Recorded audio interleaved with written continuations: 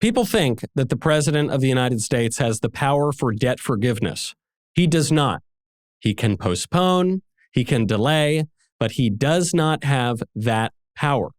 That has to be an act of Congress. The president can't do it. So that's not even a discussion. Not everybody realizes that, but the president can only postpone, delay, but not forgive. That is a quote from Democrat House Speaker Nancy Pelosi 27 days before Joe Biden unilaterally forgave student debt. This is Verdict with Ted Cruz.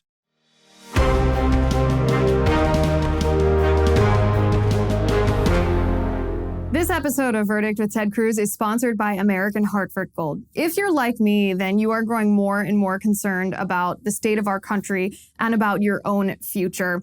Inflation is at the highest rate that we've seen in 40 years, and interest rates are skyrocketing. In fact, market experts like Jamie Dimon, who is the CEO of JP Morgan, are not only predicting that we will face an economic recession, they're using phrases like economic hurricane and unprecedented. If you want to protect your future, then do what I did. Call the only precious metal dealers that I trust, American Hartford Gold. They can show you how to hedge your hard-earned savings against inflation by diversifying a portion of your portfolio into physical gold and silver. All it takes to get started is a short phone call, and they'll have physical gold and silver shipped directly to your door, or perhaps into your IRA or 401k.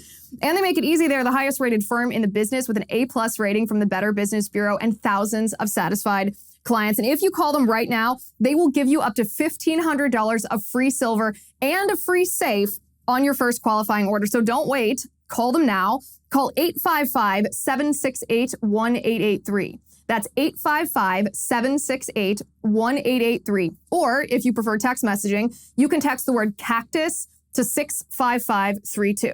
Again, the phone number is 855-768-1883, or you can send the word CACTUS via text message to 65532. You'll be glad you did. Welcome back to Verdict with Ted Cruz. I'm Michael Knowles, joined as ever by Senator Cruz. We're so happy to be with all of you, and condolences to all of the poor schmucks out there who actually paid off your student debts or your kids' student debts. You really blew it, folks. You could have gotten a freebie, but you did the right thing, and now too bad for you. It's fairly stunning. You know, I'm reminded of Mel Brooks when he observed it's good to be the king. What Joe Biden is doing is completely lawless. So, Senator, I not only take your word for it that this is not legal, I also take Nancy Pelosi's word for it. Never thought I would say that statement. But when's the last time Nancy and I agreed? This might be the one and only time. Joe Biden bringing the country together.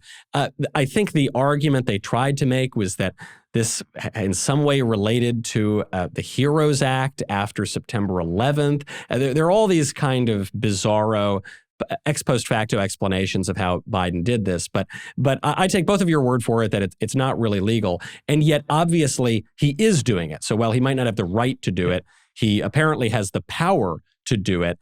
My question then is less about the law and more about the politics of this. Biden, I guess he just thinks he's buying votes in the way that machine politics has often bought votes. Is this going to work in November? Well, let's take those one at a time. On the law question, I think it is clear that he does not have the legal authority to do this. And this week's Cloakroom on Verdict Plus is entirely about that. We do a deep dive into the statutes, into the asserted justifications. The Biden Department of Justice put out a new memorandum from the Office of Legal Counsel trying to claim it had the authority to do this. And so on Cloakroom, I go into the statutes, into the details, and explain why all of that is nonsense. And in terms of the politics, I don't know. So there are cross-cutting concerns, and the honest answer is I don't know how this will play politically. Let me give the argument for why it will play badly for the Democrats, and then I'll give the argument why it'll play well. The argument why it plays badly is that it is reverse Robin Hood. Robin Hood stole from the rich and gave from the poor. This is Joe Biden stealing from the poor and giving to the rich. And let me give you some statistics. According to Brookings, the left-wing think tank, the median income of households with student loans is $76,400. Only 7% of those are below the poverty line. So these are not typically the poor that we're talking about that have student loans. But look, they've gone to college or grad school, so that tends to move you up in the income strata to begin with. Among those making payments on their loans, so if you exclude the people who aren't making any payments and you focus just on those making payments on their loans, the median income is $86,500. So that's starting to get up there, and only 4% are in poverty. Overall, the top 40% of American households hold 60% of the student loans. How many Americans have degrees? Well, 37% of Americans have a bachelor's degree, and 14% of Americans have a graduate or professional degree. That's according to the Census Bureau. And the unemployment rate for college graduates right now is 2.9%. Approximately 87% of American adults do not have student loans. So it is benefiting a relatively small, discrete class. This could play very badly for Joe Biden if the people who are paying for it are pissed off. You know, this will cost every taxpayer on average $2,100 to give away this money. Well, Senator, do you remember a couple of years ago, there was a voter, a constituent on the campaign trail. He approached Liz Warren, your colleague, when Senator Warren was pitching student loan forgiveness, and he didn't like the idea. I was hoping to just play a question. Yeah. I'm on Metro, and I'm having heard from. Yep. Hello here. I just want to ask one question. My daughter's getting out of school. I've saved all my money. She doesn't have any student loans. Am I going to get my money back? Of course not. So you're going to pay for people who didn't save any money, and those of us who did the right thing get screwed. No, it's not even that got screwed. When we Of started, course we did. My buddy had fun, bought a car, went on vacations. I saved my money. He made more than I did. But I worked a double shift, worked extra. My daughter's worksheet is 10. So you're laughing. Yeah, that's exactly what you're doing. We did the right thing, and we get screwed. I appreciate That's it. all right. Didn't look like that was playing very well in Peoria. So I do think folks like that guy questioning Elizabeth Warren are going to be pissed off. I do think steel workers and truck drivers and plumbers have a reason to be pissed off. All of this could bounce badly for Democrats. Now, let me give you the flip argument. It may be a political masterstroke. Why is that? There's a school of thought in economics that's called public choice theory. And public choice theory examines how decision-making is made in a democratic society. And essentially what it focuses on is when you have a relatively small group with a concentrated benefit, and you have a large group with a diffuse harm, the small group cares a lot about it, and the large group typically doesn't. And so, look, that there is a real risk if you are that slacker barista who wasted 7 years in college studying completely useless things, now has loans and can't get a job. Joe Biden just gave you 20 grand. Like, holy cow, 20 grand. That, you know, maybe you weren't going to vote in November and suddenly you just got 20 grand. And, you know, if you can, you know, get off the bong for a minute and head down to the voting station, or just send in your mail-in ballot that the Democrats have helpfully sent you, it could drive up turnout, particularly among young people. And the people who are getting screwed, it's not necessarily the case that they understand they're getting screwed. It's a little more diffuse of, I'm paying taxes, but it's not like you get a bill in October, dear Michael, send in your $2,100 to pay for Slacker Boys loans getting forgiven. When I think of the estimated $300 billion to $600 billion that this could cost, we don't have a really firm number yet. I think, yeah, that's a lot of money. But in the perspective of all the other money that the federal government spends, it's just not going to make a huge difference. So that is one great fear. And then the other fear long term as to whether or not this is a Democrat political masterstroke is you've now created a system of incentives whereby people will be more likely to go to college, assuming that they're not going to have to pay back their loans, assuming that the big daddy government is going to come in and take care of them whenever a Democrat is in the White House. And the thing we know about college these days is it doesn't train you for jobs. It doesn't give you a liberal education. That seemed to go out the window decades ago. All it really seems to do is make people more likely to vote for Democrats. So forgetting even about the midterm elections or 2024, in the long term, as a result of this education bill that almost certainly will not result in any real additional education for people, you could have Democrats grooming a whole new generation of voters to be more likely to support them. Well, I think that's possible. I think there's another effect that this act is going to drive up inflation, I think, significantly. It's amazing between this and the Build Back Broke bill they just jammed through. The Democrats have just spent another $1 trillion. Inflation is the number one issue in the country, and they're just pouring gasoline on it. Yeah. We just saw today the Wall Street Journal reported that home mortgage rates have jumped up even more to 5.5%. Look, that's real economic pain for a first-time home buyer, or for that matter, anyone trying to buy a home. One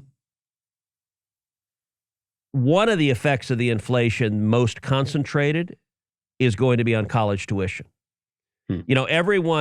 This does nothing about the crisis. I actually agree there's a student loan problem because universities are engaged in hyperinflation. They've got, your and my alma maters have endowments, 30, 40, $50 billion, and yet they're bilking students out of massive amounts. They keep jacking up the prices year after year after year, and they've got tenured faculty who teach one class. They've got, 50 diversity administrators who all make six-figure checks. This is the very worst of leftist politics, which is they take care of their friends and they give them money. You look at this Build Back Broke bill where they paid off all these left-wing environmentalist groups who are just making billions of dollars, and all the Washington lobbyists that are making billions of dollars. They take care of their friends and they screw their enemies.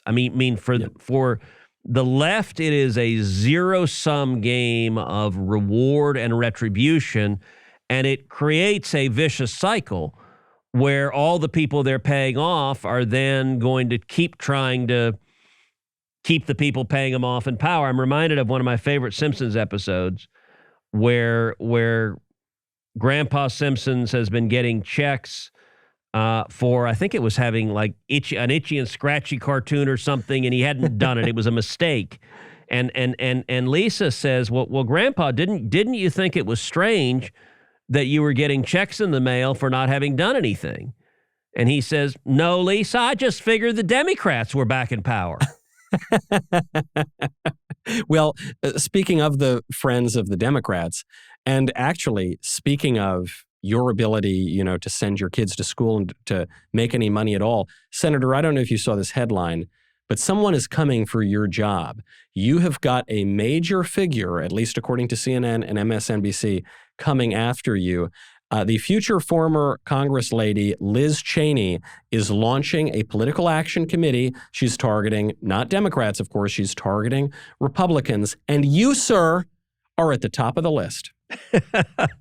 Well, you can tell a lot about a person by their friends, and you can tell even more by their enemies. Listen, I got to say, Liz Cheney, I've known Liz a long time. I've known her 20 plus years. There are some people who Donald Trump just broke.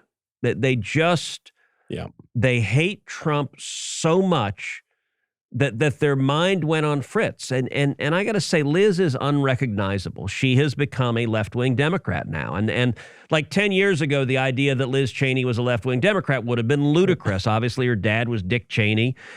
He was a conservative Republican. She was, look, they're both too neocon-y for me. They're both too eager to get us involved in foreign wars. But that being said, on taxes, on social issues, on most issues, Liz Cheney was a down-the-road conservative Republican. And by the way, that's where Wyoming is. And then Trump came into power, and her mind just shattered. And she, what's amazing is that she's become, it's not even just that she says, okay, I don't like Donald Trump. Like, I don't like what he says. I don't like how he acts. I understand someone who says that. I don't like everything he says and does. I like the policies we enacted together. I worked closely with him on that. But she doesn't limit it to that. It's like Bill Kristol is someone else like Liz Cheney, who has just become a liberal Democrat, who what they say, Cheney's circus act on the January 6th commission is indistinguishable from what Nancy Pelosi would say. It's indistinguishable from what Chuck Schumer would say. And so we just had the primary and in Wyoming and she had won by, 70, 80% last time around in the primary. This time, she didn't just lose, she lost by almost 40 points. 39 points is what she lost by. And the reason is simple. She doesn't represent the people of Wyoming anymore. The people of Wyoming are conservative. And she's decided she is a Washington, D.C. left-wing Democrat now. And so it's completely unsurprising, right after she gets just trounced by the voters. Yeah. There's no remorse. There's no contrition. There's no, gosh, for some reason, the people of Wyoming don't think I'm representing them anymore. There's none of that. It is instead, she says it's her mission to do what? Defeat conservative Republicans. And I guess it's a badge of honor that I'm the number one person on her list, that she's going to take the PAC money she raised, and I think she's got like $7-8 million that came from lefty Democrats all over the place. And she's going to use that now to attack Republicans. And listen, there are two things Liz Cheney is doing. Number one, she's got a fundraising grift where she will raise money like the Lincoln Project. Lincoln Project is a great example where it's a fundraising grift of people who used to be kind of sort of Republicans who now make millions of dollars when they're not engaged in other illicit activities, now make millions of dollars raising money from lefties to attack Republicans. And they're, to use that phrase, useful idiots, because their attacks arguably have some salience because they can say, I was once a Republican, now I can be a left-wing Democrat, attack them. So she'll engage in a fundraising grift for a while. My guess is she probably runs for president. She gets crushed. And then she will happily retire to being a commentator on either MSNBC or CNN. I don't know which one it'll be, or maybe Mother Jones. I think those are her choices. Now, Senator, speaking of large amounts of money and empowering bad forces, the Iran nuclear deal seems to be back on the table. The Obama administration crafted this deal and sent pallets of cash to Iran and paid obeisance to Iran after they captured our sailors and set them on the path to getting a nuclear weapon, all of which was very, very bad. And then Obama leaves, Trump comes in, and the Republicans and Trump tear up the Iran nuclear deal. Now, Biden seems to be reviving it, although the details are a little bit unclear. I know you've been very, very involved in this issue. What do we need to know? Look, Biden is desperate to announce an Iran deal, and he doesn't care what the substance is. He is willing to give the Ayatollah, I think, literally anything the Ayatollah wants. It is a political mission for Biden and the White House. And to say it is indefensible, it was a year ago that Biden surrendered to the Taliban in Afghanistan. Biden is right now trying to give Iran and the Ayatollah nuclear weapons. That is the effect of the deal that they are negotiating, is to make it inevitable that Iran has nuclear weapons. And let's be clear, the Ayatollah leads chants of death to America and death to Israel with thousands of people. In fact, every year they celebrate in Iran what they call Death to America Day. And that is, it is the anniversary of the Islamic Revolutionary Guard taking American hostages in 1979 in Iran. And that is, in effect, a national holiday where they celebrate it in Iran every day. Right now today, the current Ayatollah Khamenei is actively trying to murder the former Secretary of State of the United States, Mike Pompeo, the former National Security Advisor in the White House, John Bolton, and another State Department official, Brian Hook. All three of them have hit squads being paid for by the Iranian government, actively trying to murder them. And you may recall a couple of months ago, Tony Blinken, the Secretary of State, was testifying in the Senate Foreign Relations Committee. And I asked him in the hearing, I said, is it true that the State Department is right now paying $2 million a month for security for Pompeo and Hook to protect them from Iranians trying to murder them? He said, yeah, that's true. And I said, is it true that as you were sitting down in Vienna negotiating with the Iranians, that the Biden State Department asked the Iranians, hey, would you guys stop actively trying to murder former senior U.S. government officials? And that they said, no, we will not stop trying to murder them. And you still sat there and said, okay, well, let's keep negotiating. And Blinken backpedaled and he obfuscated. He didn't want to answer that question because the answer is yes. And about the only thing I got candor from Blinken on is I said, my next question was, I said, Mr. Secretary, would you agree that trying to murder the U.S. Secretary of State is a pretty big damn deal? And Blinken was forced to laugh and say, yeah, okay, that is a big deal.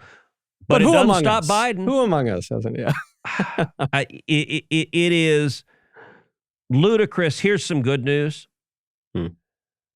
The chances that the next Republican president, which I think will be in 2025, will rip up whatever ridiculous deal these guys negotiate, I think they're very close to 100%. And that's something I'm trying to make very, very clear. I'm trying to lay the basis for it, lay the factual predicate for it. The Ayatollah, the biggest thing the Ayatollah wants in agreement is some sort of promise that will bind the next president, because Trump, the most important national security decision he made was to tear up the old Iran deal. The next Republican president, whoever it is, I think there's widespread agreement, whoever the next Republican president is, will tear up whatever disastrous deal this is. That's a very good thing. And you know, look, one of the things that the Biden team is desperately trying to find is some way to tie the hands of the next president. I don't think they'll succeed, but they're trying to write into the agreement clauses that, you know, hand over a massive amount of money if the next administration pulls over. They're trying to put poison pills in there to prevent the next administration from pulling out.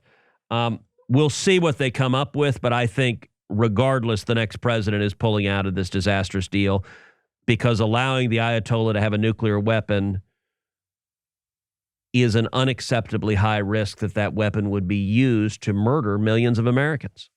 You know, the Biden administration is clearly working overtime in this regard, but Gen Z is not working overtime, and I know that we are going overtime, but I have to get your opinion on this. This is completely outside of the Iran deal or even the education bill. This is just a cultural matter, but it really shocked me. I was reading in the Wall Street Journal that there is a trend that has taken over TikTok and all sorts of commentary among the Zoomers, among Gen Z, you know, the people younger than millennials, which is the trend of quiet quitting. And quiet quitting is when you keep your job, you don't quit, you don't resign, you don't even get fired. You just do the bare minimum. You clock in at 9 o'clock on the dot, you clock out at 5 o'clock on the dot, you don't pick up your phone, you don't work weekends, you don't do anything.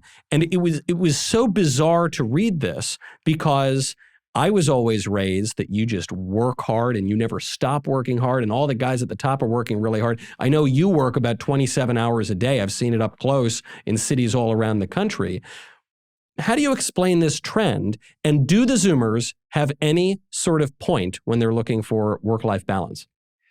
Well, Michael, I got to say, I think you're being ageist, and it may just be that you've gotten too old and you're too far removed from the youngsters, and you need someone like me who's more in touch with the youths. Listen, we have a prominent example of someone doing this. Joseph Robinette Biden Jr. The guy's had a job for a year and a half, and he hasn't left his basement. That's true. Look, I do think the pandemic had all sorts of harms, but it was particularly harmful to Gen Z. It was particularly harmful to people starting their careers.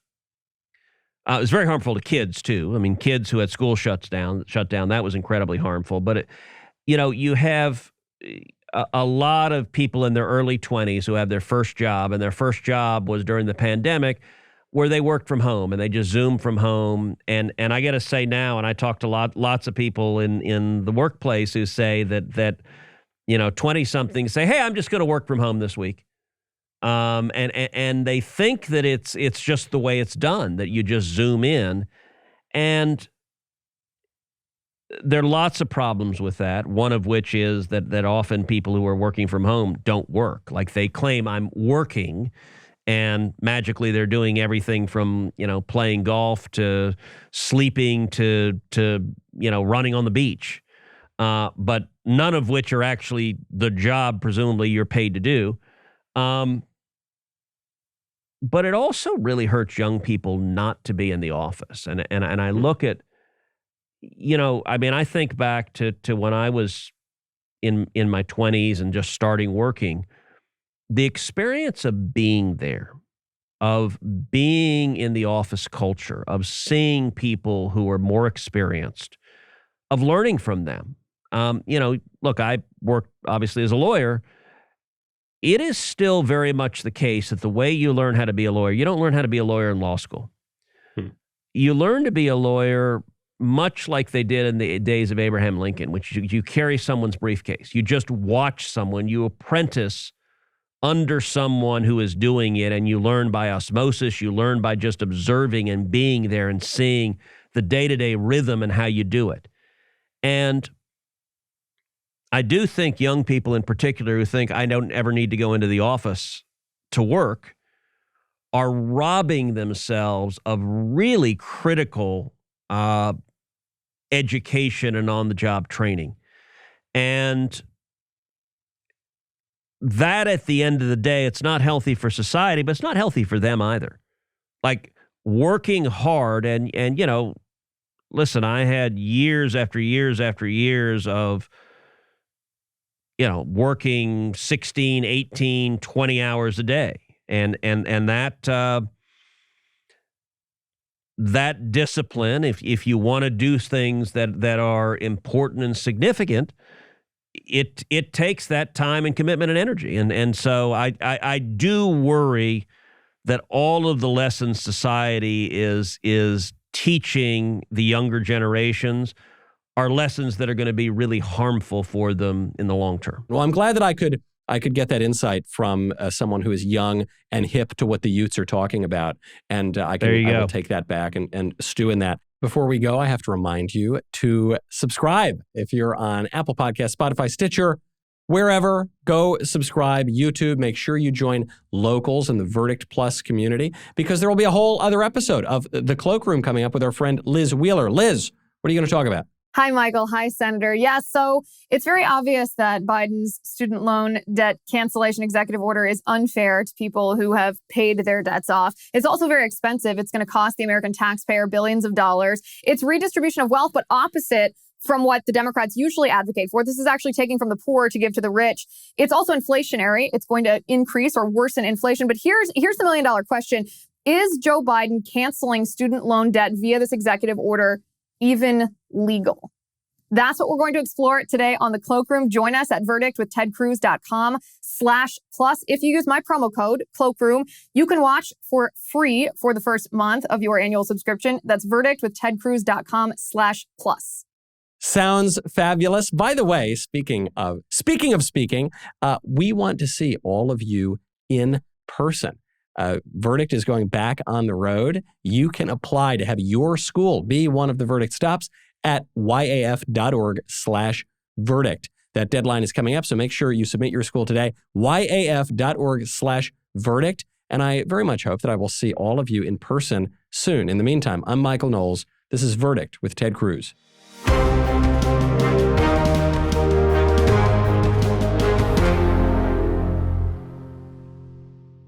This episode of Verdict with Ted Cruz is being brought to you by Jobs, Freedom, and Security PAC, a political action committee dedicated to supporting conservative causes, organizations, and candidates across the country. In 2022, Jobs, Freedom, and Security PAC plans to donate to conservative candidates running for Congress and help the Republican Party across the nation.